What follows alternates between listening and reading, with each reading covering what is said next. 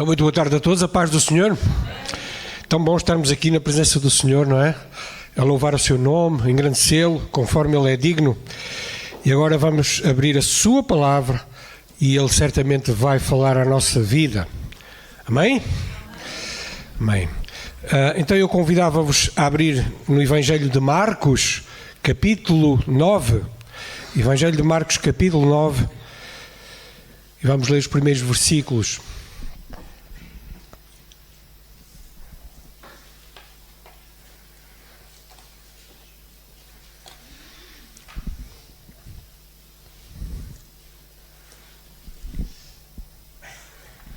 E diz assim a palavra do Senhor. Dizia-lhes também Jesus, claro: em verdade vos digo que dos que aqui estão, alguns há que não provarão a morte sem que vejam chegado o reino de Deus com poder. E 6 dias depois, Jesus tomou consigo a Pedro, a Tiago e a João, e os levou sós, em particular, a um alto monte, e transfigurou-se diante deles. E as suas vestes tornaram-se resplandecentes, em extremo brancas, como a neve, tais como nenhum lavandeiro sobre a terra as poderia branquear. E apareceram-lhe Elias e Moisés e falavam com Jesus. E Pedro, tomando a palavra, disse a Jesus: Mestre, bom é que nós estejamos aqui. Façamos 3 cabanas, uma para ti, outra para Moisés, outra para Elias. Pois não sabia o que dizia, porque estavam assombrados.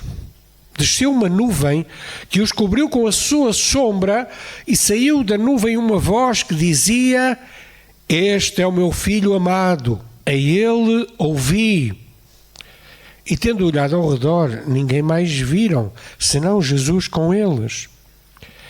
Descendo eles do monte, ordenou-lhes que a ninguém contassem o que tinham visto, até que o Filho do Homem ressuscitasse dos mortos. E eles retiveram o caso entre si, perguntando uns aos outros que seria aquilo ressuscitar dos mortos. Interrogaram-no, dizendo: porque dizem os escribas que é necessário que Elias venha primeiro? E respondendo ele, disse-lhes: em verdade, Elias virá primeiro e todas as coisas restaurará. E como está escrito, o Filho do Homem, que ele deva padecer muito e ser aviltado.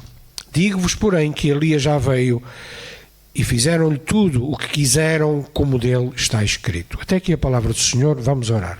Paizinho querido, damos-te graças mais uma vez, Senhor, pelo privilégio que é o nosso estarmos aqui reunidos em Teu nome para escutar a Tua palavra, Senhor. E queremos ouvir-te, queremos que Tu fales ao nosso coração, Senhor. E vem, Espírito Santo, falar a todas as pessoas que estão aqui, Senhor, e àqueles que nos estão a ouvir também, Senhor.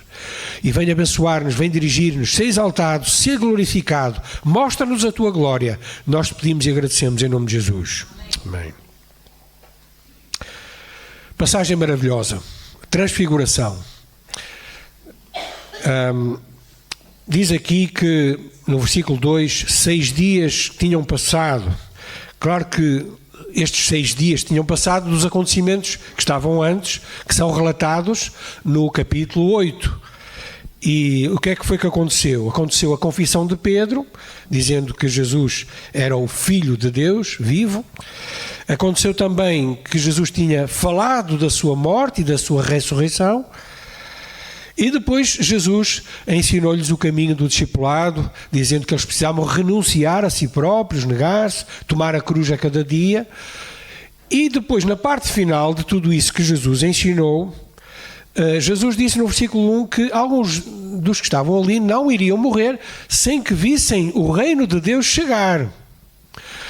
Nós sabemos, e falamos isso na última pregação, que embora existam diferentes interpretações sobre isto que Jesus disse, aquela que nós consideramos mais provável é que Jesus estava a referir que precisamente o que nós lemos da transfiguração, que alguns ali iriam ver o Senhor Jesus em glória, em poder, iriam testemunhar aquilo que se estava para passar a seguir. Porque na transfiguração de Jesus nós vemos a sua glória a ser revelada. E ela é um facto tão importante que ela é narrada nos evangelhos sinóticos, em Mateus, em Marcos, em Lucas, e também o apóstolo Pedro, na sua segunda carta, vai referir isto que certamente os marcou imenso. Então vemos aqui que Jesus tomou no versículo 2 apenas três apóstolos, Pedro, Tiago e João, para orarem. Diz Lucas 9:28 que eles foram lá convidados por Jesus para orarem no monte, no alto monte. Os outros 9 discípulos ficaram embaixo, junto do povoado que estava ali. Em diferentes ocasiões, este trio, que parece ser o círculo mais íntimo de Jesus, surge agregado. Lá na filha de Jairo, Jesus só convidou estes 3 também. Também no Getsemane, quando os convidou para orar, chamou primeiro estes 3. Então, nós não compreendemos muito bem porque é que Jesus escolheu os 12 apóstolos. Não entendemos isso. Jesus sabia porque é que os escolheu. E também não entendemos porque é que desses 12, Jesus chamava às vezes este trio, estes 3, para estarem mais próximos dele. Talvez uma explicação nossa seja porque Deus tinha um propósito, um plano no futuro para este trio, que foi muito usado, foram os 3 muito usados pelo Senhor mais tarde. Então diz aqui que eles subiram a um alto monte, e diz a tradição que terá sido um monte chamado Tabor, lá na parte, é uma colina alta no sul da Galileia. Outros dizem que foi o Monte Hermon, mais a norte de Israel, atinge também a Síria, é entre a fronteira de Israel e da Síria. Também é um monte bastante alto, inclusive tem gelo, e aquele gelo quando derrete, ele abastece o mar da Galileia e depois também o Rio Jordão, vai por ali fora até o Mar Morto. Mas nós não sabemos ao certo qual foi o monte porque não aparece descrito. Mas, de qualquer forma, o que é importante perceber, também deve ter sido por isso que o Senhor não falou no tipo de monte que subiu. Hoje não há montes sagrados, senão às tantas fazia-se uma romaria àquele monte. Aliás, Jesus disse àquela mulher samaritana: olha, Deus é espírito, importa que os que o adorem em espírito e em verdade. Porque aquela mulher pensava que aquele monte onde eles estavam a falar, que era o monte escolhido por Deus para fazer só grandes coisas. Mas hoje não há lugares sagrados. O lugar sagrado único que Deus tem é o teu coração, é a tua vida. E é aí que reside o Espírito Santo. Tu és a habitação do Espírito Santo. E esse é o lugar sagrado. És tu. Amém? E realmente nós não sabemos ao certo então qual foi precisamente o monte que Jesus subiu com este trio. E lá no cimo do monte aconteceu uma coisa muito estranha.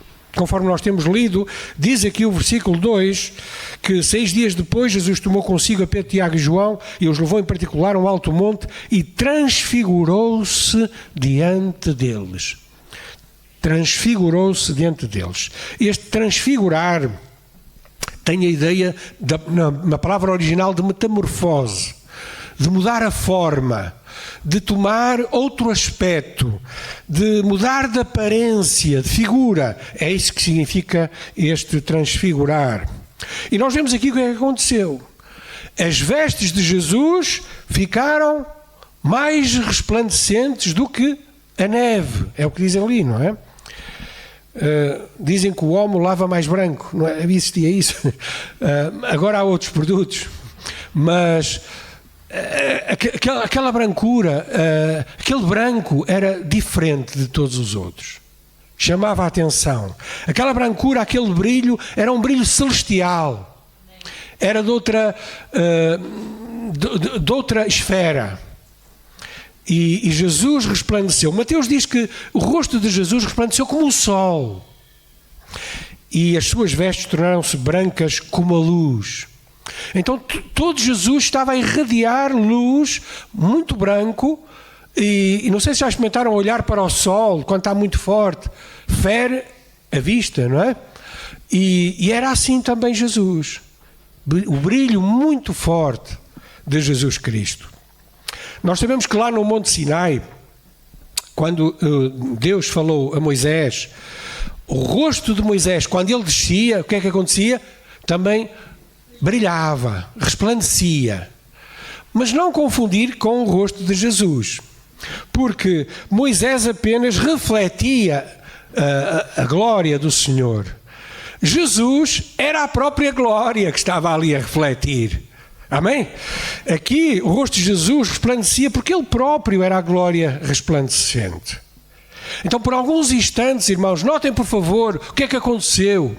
Jesus, homem, subiu àquele monte e por breves instantes parece que o véu da humanidade de Jesus ele despiu e mostrou o Deus que ele era, a sua glória. Deus maravilhoso. Que privilégio tiveram aqueles 3 apóstolos de estarem ali ao lado de Jesus e verem isto. Só que eles no primeiro instante não viram. Porque diz Lucas que a oração dá sono e eles adormeceram. Só que entretanto acordaram, talvez pelo barulho, entretanto, de 2 homens que chegaram, mas eles, nós podemos ler até aqui em Lucas capítulo 9, vamos a Lucas capítulo 9, que é a passagem paralela. Versículo 32, Lucas 9, 32. E Pedro e com os que estavam com ele estavam carregados de sono. E quando despertaram, viram a sua glória e aqueles 2 varões que estavam com ele. Então, quem eram estes 2 varões? Vamos voltar outra vez para a nossa passagem de Marcos e vemos que no versículo 4 apareceram Elias e Moisés e falavam com Jesus. E depois Lucas esclarece o que é que eles falavam. Eles falavam da morte, da paixão de Jesus e daquilo que estava para acontecer em Jerusalém. Lucas 9, 30 e 31. Elias aqui representando quem? Os profetas e Moisés representando, simbolizando, num certo sentido, a lei. Mas tanto Elias como Moisés, tanto todo o Antigo Testamento, sabia bem da missão de Jesus Cristo. Porque eles falavam daquilo que estava prestes a acontecer, da morte e ressurreição de Jesus, da missão do Messias.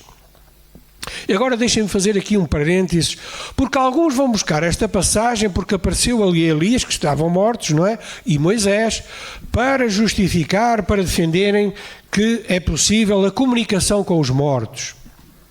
E nós sabemos que há seitas que fazem isso, não é? Buscam os mortos e comunicar com os mortos. Mas há uma coisa aqui muito importante. Quem é que estava ali a comunicar com Elias e com Moisés? Não eram os discípulos. Era o Senhor Jesus Cristo, que estava a falar com eles e eles com ele. Portanto, não foi Pedro, Tiago e João que estavam a falar com Moisés, nem com Elias. Foi o Senhor Jesus Cristo e eles apenas viram, ao longe.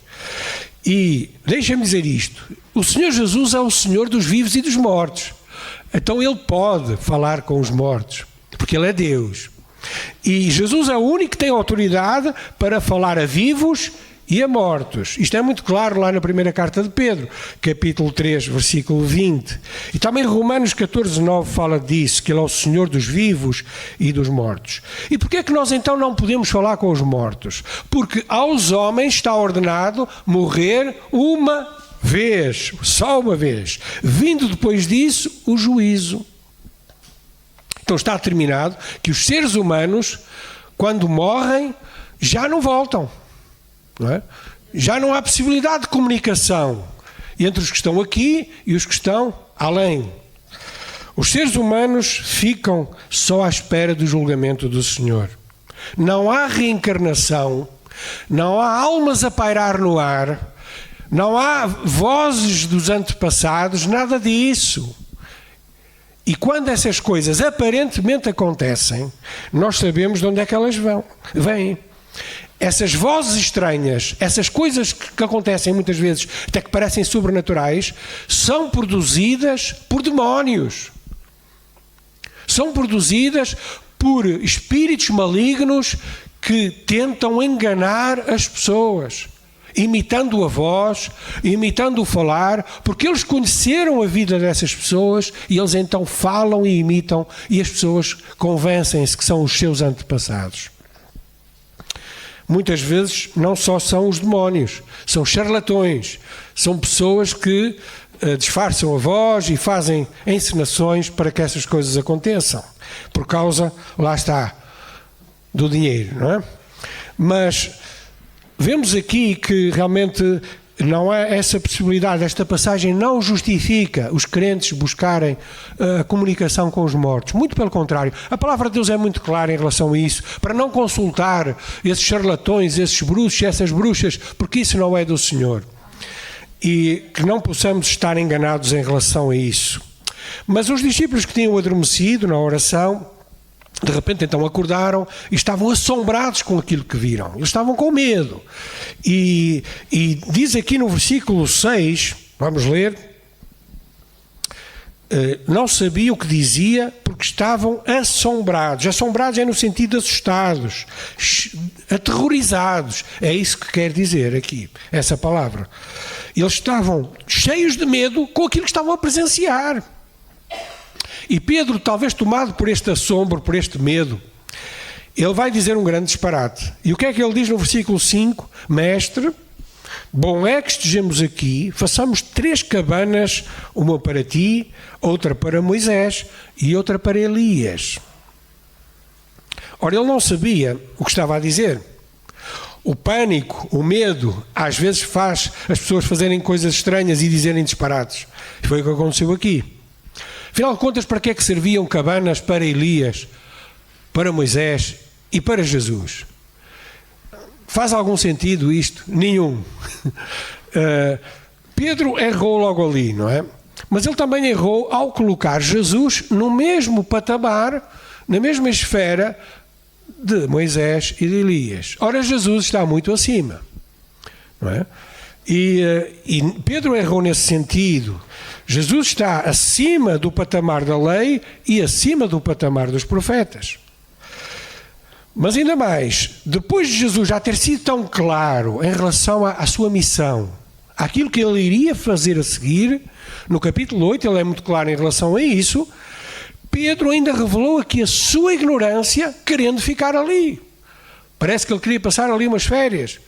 Não é? Vamos fazer aqui um hotel de 5 estrelas para passarmos aqui um tempo. Isto aqui é tão bom. Ora, esse não era o propósito nem o plano do Senhor.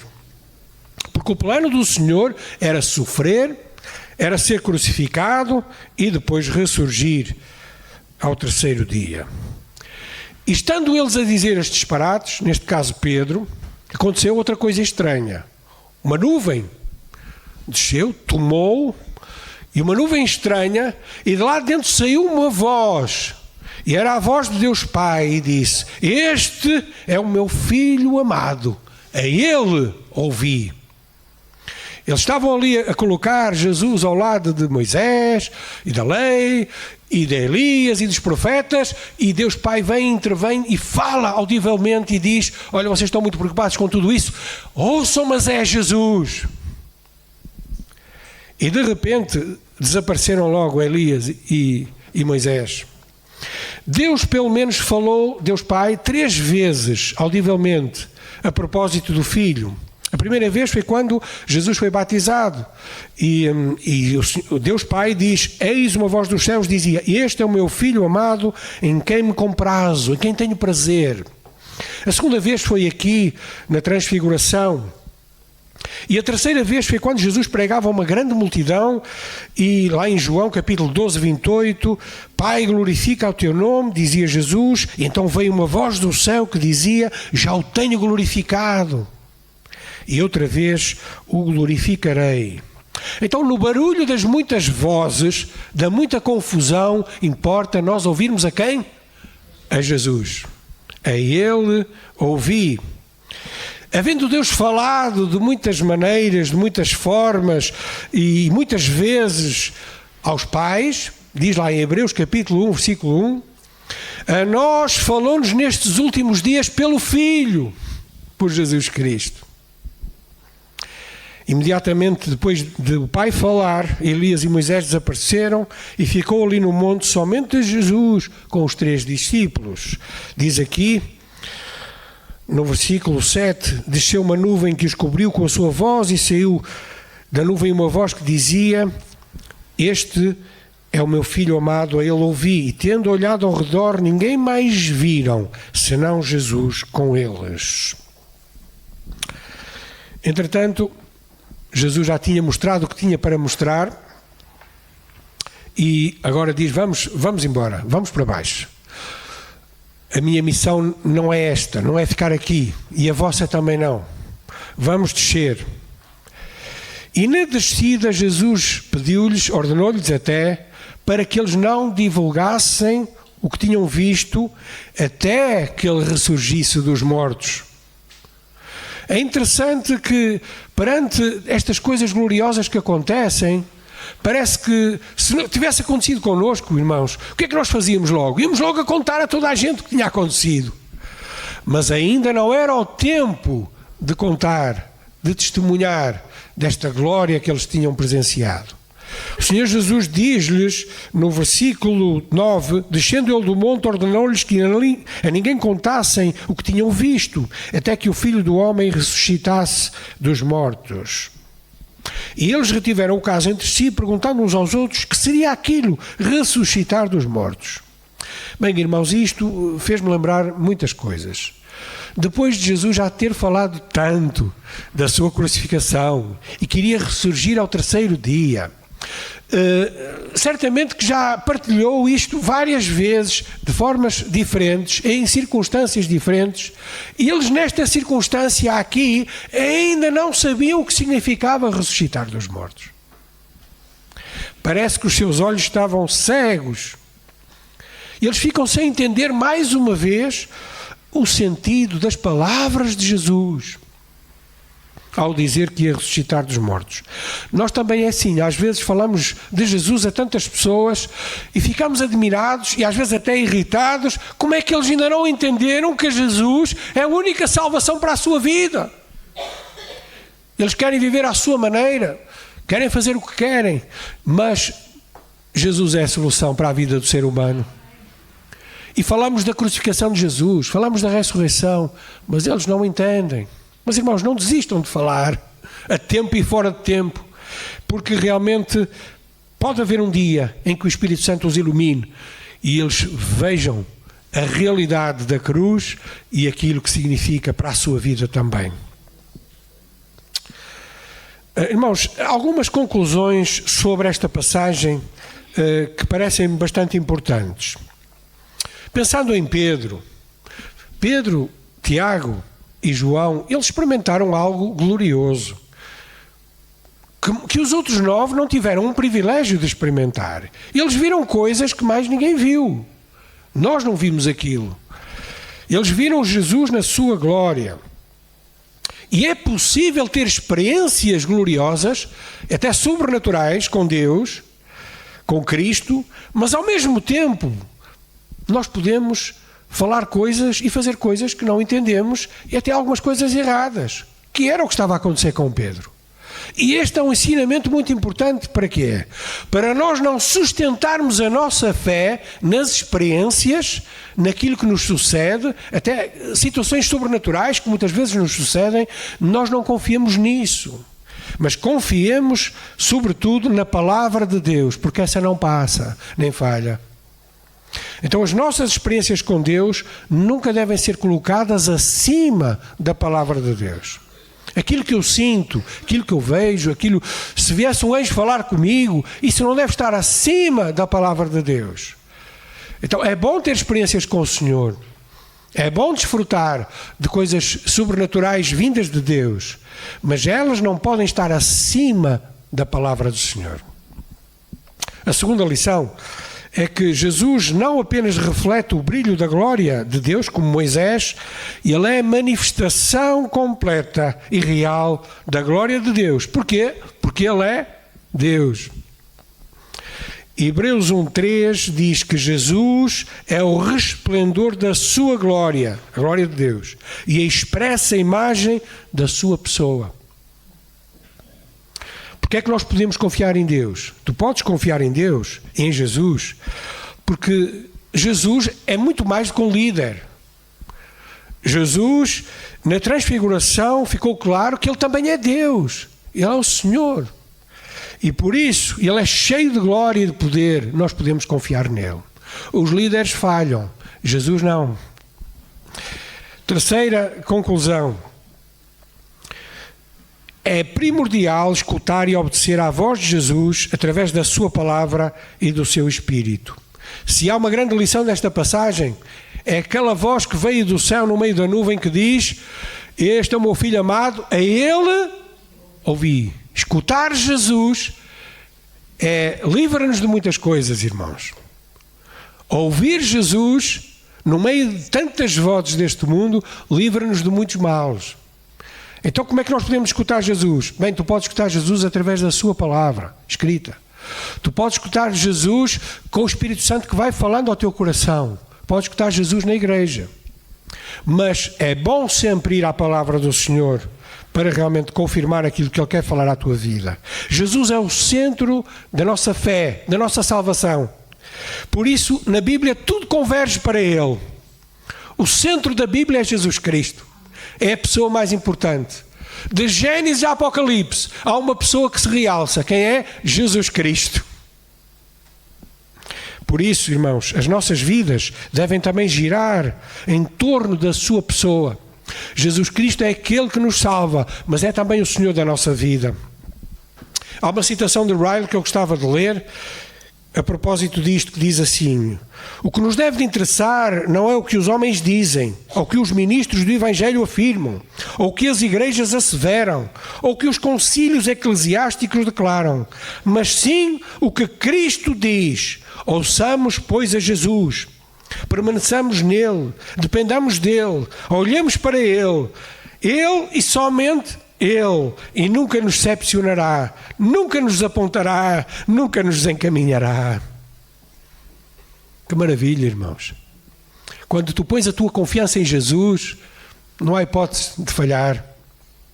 A tua vida está segura, a tua vida está certa.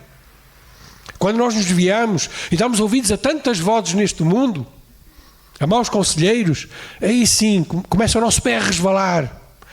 Mas quando ouvimos Jesus, o nosso coração aquece, há norte, há rumo, há certeza. E essa é a certeza gloriosa que o Senhor te quer dar à tua vida. E por último, queridos irmãos, a transfiguração de Jesus dá-nos esperança para o presente e para o futuro.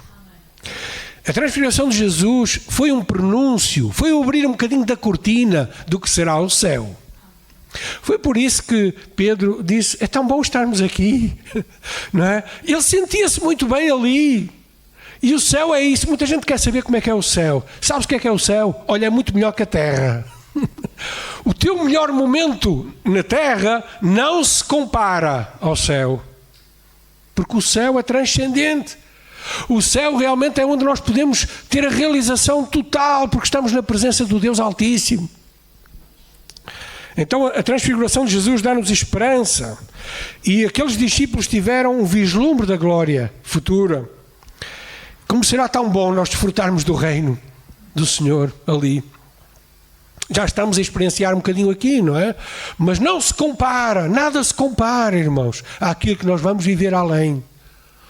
Os santos do passado, eles já estão lá, e eles sabem o que isso significa. Eles sabem que é muito melhor estar lá do que estar aqui. Nós às vezes entristecemos quando um crente morre. Sentimos a sua falta, é verdade. Falta-nos aqui. Mas, irmãos, ele fica muito melhor lá. Precisamos ter essa certeza, irmãos. Então Pedro, Tiago e João ficaram impactados com esta experiência. Eles voltaram, eles vinham talvez com a cara também a brilhar. Um sorriso daqueles quando, não é? De cara a cara, de orelha a orelha. De cara a cara era engraçado, não é? E esta experiência marcou tanto o apóstolo Pedro. Vamos abrir a segunda carta de Pedro, capítulo 1, para terminar. Marcou-o tanto que ele mais tarde, na sua segunda carta, ele dá este testemunho daquilo que ele vislumbrou. Segunda carta de Pedro, bem lá no finalzinho da Bíblia, capítulo 1, versículos a 6.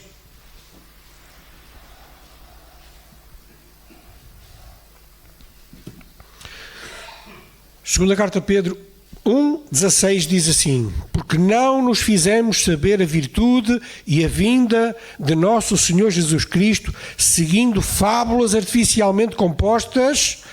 Ou seja, o que Pedro está aqui a dizer é que a fé em Cristo não é uma fábula, não é uma historinha, não é um continho de fadas, não. E ele vai dizer, então, testemunhando acerca disso: mas nós mesmos vimos a sua majestade, porquanto ele recebeu de Deus Pai honra e glória, quando da magnífica glória lhe foi dirigida a seguinte voz: este é o meu Filho amado, em quem me tenho comprazido.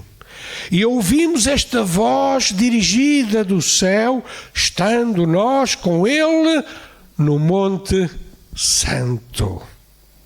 E é esta experiência que marcou o apóstolo Pedro, que na altura ele não percebeu muito bem e disse aqueles disparates, mas depois talvez de descer ao vale, depois do Espírito Santo descer também, e depois dele começar a crescer, e aquilo que nós conhecemos no passado não é o que conhecemos hoje, aquilo que nós somos hoje não é o que vamos ser amanhã. Ele já podia testemunhar, glória a Deus, eu vi com os meus olhos, vi o Senhor a transfigurar-se, e eu sei que um dia que morrer eu vou estar lá com Ele, e Ele está-me a aguardar. E tu estás preparado para subir também?